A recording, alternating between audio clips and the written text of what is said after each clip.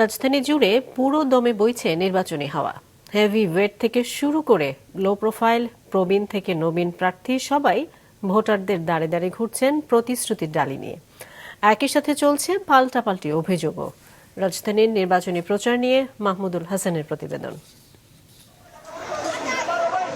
ঢাকা ২ আসনে ধানের শীষ প্রতীকের প্রচারণায় ব্যস্ত সময় পার করছেন বিএনপির প্রার্থী আমানুল্লাহ আমান। আজও কেরানীগঞ্জের বিভিন্ন এলাকায় ঘুরে ঘুরে ভোটারদের সঙ্গে মতবিনিময় করছেন, দিয়েছেন নানা প্রতিশ্রুতি।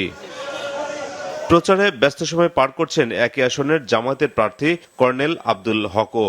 ভোটারদের নানা প্রতিশ্রুতি দেওয়ার পাশাপাশি বিভিন্ন অভিযোগ করছেন বিএনপির প্রার্থীর বিরুদ্ধে। সেই অবৈধ টাকার জোর দিয়ে তার গুন্ডা বাহিনী আছে, হুন্ডা বাহিনী আছে, অসংখ্য গুন্ডা বাহিনী ঘরে ঘরে গিয়ে শাসাচ্ছে, ভয় ভীতি দেখাচ্ছে, আতঙ্ক সৃষ্টি করছে।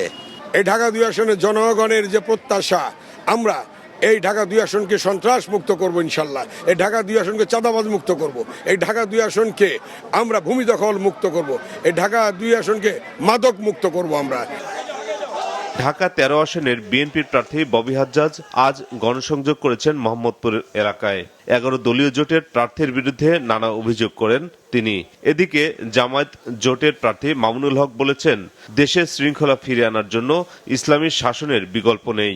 ব্যবসায়ীরা সরকারকে ট্যাক্স দিবে, রাষ্ট্র চলবে, মধ্যখান থেকে কোনো চাঁদাবাজ মধ্যস্বত্বভোগী ইনশাল্লাহ বাংলাদেশে ফাও খাওয়া চলবে না। যদি আমি নির্বাচিত হই, প্রত্যেক মাসে ওপেন টাউন হল মিটিং হবে, যেখানে সকল জনপ্রতিনিধি এবং সরকারি সেবা প্রদানকারী সকল সংস্থার কর্মকর্তারা প্রেজেন্ট থাকবেন, জনসম্মুখে হবেন প্রত্যেকটা ওয়ার্ডে।